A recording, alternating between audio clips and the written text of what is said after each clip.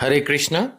पिछली ऑडियो में हमने महाराज पृथु का आविर्भाव और राज्याभिषेक के बारे में पढ़ा। हम श्रीमद् भागवतम के चौथे स्कंद में हैं और अभी थोड़ा सा हम अध्ययन करेंगे 16वां अध्याय। इसका शीर्षक है वंदी जन द्वारा महाराज पृथु की स्तुति। ये भी हमने पिछली ऑडियो में डिस्कस किया था कि महाराज पृथु ने अपनी स्तुति करने को एक तरह से मना सा कर दिया था, क्योंकि जो महान जन होते हैं वो अपनी स्तुति नहीं सुनना चाहते। लेकिन बंदी जन जिनका काम ही वंदना करना था, उन्होंने अपनी एक तरह से सेवा पूरी की। तो महाराज पृथु की बात सुनकर वो बहुत प्रसन्न हुए। लेकिन फिर भी बंदी जन बोले कि महाराज पृथु, आप जो हैं वो साक्षात श्री हरि के कलावतार हैं। और फिर उन्होंने उनके अनेक अनेक गुणों का वर्णन किया। ये भी बताया सबको कि इनके कार्य भी गुप्त होंगे और उन्हें संपन्न करने का ढंग भी गंभीर होगा। देखिए, ये जो शास्त्र होते हैं, इनमें जो कुछ भी बताया जा रहा है वो कहीं ना कहीं हमारे अपने जीवन के लिए ही होता है। अब हम बात रहे कार्य गुप्त होंगे, इसका क्या मतलब है? इसका मतलब ये है कि भाई अगर कोई अच्छा काम करना है तो ज्यादा उसका ढिंडोरा मत पीटो, और संपन्न करने का ढंग गंभीर होगा। इसका क्या मतलब है?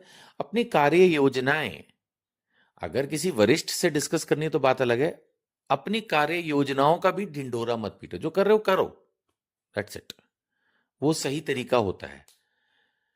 मुझसे भी गलती होती है, कई बार हम अपनी प्लानिंग्स को कुछ ज्यादा ही लोगों को ढिंडोरा पीट देते हैं। मैंने देखा कई बार फिर वो चीजें होती ही नहीं, जैसे आप चाह रहे वैसे वैसे होती ही नहीं। तो जब भी शास्त्रों में ये वर्णन आए कि आप गंभीर बने, तो उसका मतलब ये नहीं होता कि आप उदास हो जाएं, परेशान दिखें। ना ना ना, गंभीर मतलब का मतलब शांत रहें और अपनी योजनाएं जो मन में चल रही हैं किसी भी चीज को इम्प्लीमेंट करने का, उसको अपने तक रखें। जिसको बताना है, जिसने इम्प्लीमेंट करने में हेल्प करनी, वहां तक ठीक है। इन ब्रीफ वही बात कि ढिंडोरा ना पीटे। आगे बंदीजनों ने बताया कि वे अपनी निंदा और स्तुति आदि के प्रति उदासीन रहेंगे। अब ये जो उदासीनता है, ये भी वो उदासी नहीं है जैसे हम आमतौर पर वर्ड उदासी यूज करते हैं। उसका मतलब होता है कि हाँ जी, हम उदास हैं, परेशान हैं, दुखी हैं। ये वो उदासीनता नहीं है। ये है निंदा और स्तुति के प्रति उदासीनता। यानी कि जब आपको पता है आप सही हो और फिर भी कोई आपकी निंदा कर रहा है, तो उस बात से आप प्रभावित नहीं हो रहे। अगर हो पा रहा है तो आपने एक्सप्लेन कर दिया, नहीं तो ठीक है, सह लिया, बात खत्म हो गई।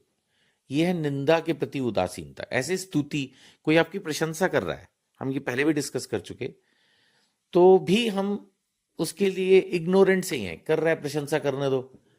आप तो यही मान के चलते हो ना अपने मन में कि भाई जो मेरी प्रशंसा हो रही है, वो प्रशंसा के लायक तो मेरे माता पिता हैं, प्रशंसा के लायक तो मेरे गुरु हैं, भगवान हैं, ये समाज है जिसने मुझे इस काबिल बनाया कि आज मेरी प्रशंसा हो रही है।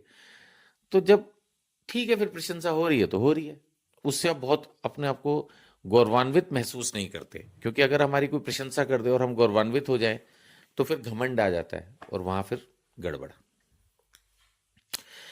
अगला अध्याय अगर हम देखें तो 17वां अध्याय है चौथे स्कंद में, जो कि महाराज पृथ्वी कथा बताता है। महाराज पृथु जब पृथ्वी पर कुपित हो गए, यानी पृथ्वी पर वो क्रोध करने लगे, नाराज हो गए।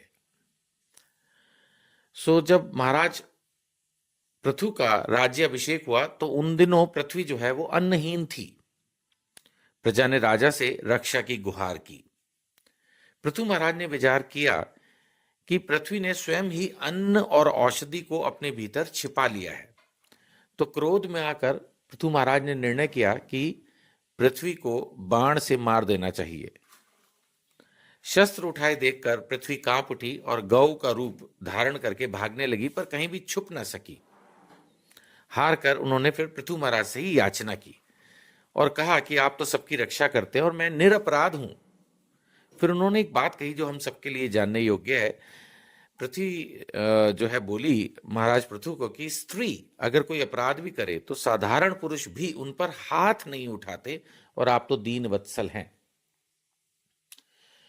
तो कुछ लोग इस सिद्धांत को सुन के बहस कर सकते हैं, लेकिन जो लोग मान सकते हैं इस बात को, उनको मान लेना चाहिए कि शास्त्र सम्मत है ये बात कि अगर स्त्री यानी फीमेल अगर कोई गलती भी करे तो आप उनको बेशक मुंह से बोल सकते हैं कोई बात, लेकिन हाथ ना उठाएं उन पर।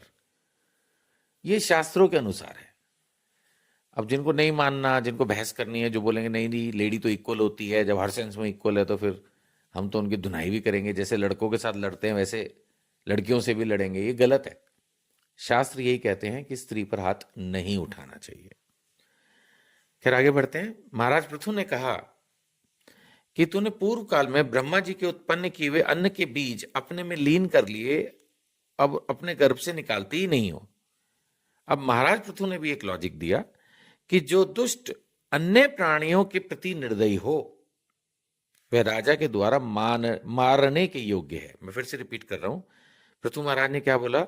जो दुष्ट अन्य प्राणियों के प्रति निर्दयी हो वह राजा के द्वारा मारने के योग्य है। अब सोचिए, अन्य प्राणियों की बात कर रहा है, मनुष्यों की नहीं। तो इसका मतलब जो लोग नॉनवेज खा रहे हैं वे मारने के योग्य हैं। मार नहीं रहे कोई, क्योंकि हिंदुस्तान है और पूरे वर्ल्ड में देश का कानून लगता है, उसके अंदर नॉनवेज खाना कोई अपराध नहीं माना गया है, लेकिन शास्त्रों में माना गया है। तो जीते जी आपको देश का कानून कोई दंड नहीं देगा अगर आप नॉनवेज खाते हैं, लेकिन मरने के बाद आपको दंड मिलेगा, क्योंकि तब ईश्वर का कानून आप पर एप्लीकेबल होगा। और हो सकता है सजा जीते जी मिल जाए, लेकिन मरने के बाद तो अवश्य मिलेगी, क्योंकि यहां पर साफ साफ लिखा है कि जो दुष्ट अन्य प्राणियों के प्रति निर्दयी हो वह राजा के द्वारा मारने के योग्य, यानी अल्टीमेटली उसको डेथ सेंटेंस मिलना है। खैर, ऐसा वर्णन है कि महाराज पृथु को शांत करने के लिए फिर पृथ्वी ने राजा पृथु की स्तुति की, यानी प्रेयर्स की, प्रार्थनाएं की। अब वो क्या रहा आगे अगली ऑडियो में डिस्कस करते हैं। हरे कृष्णा।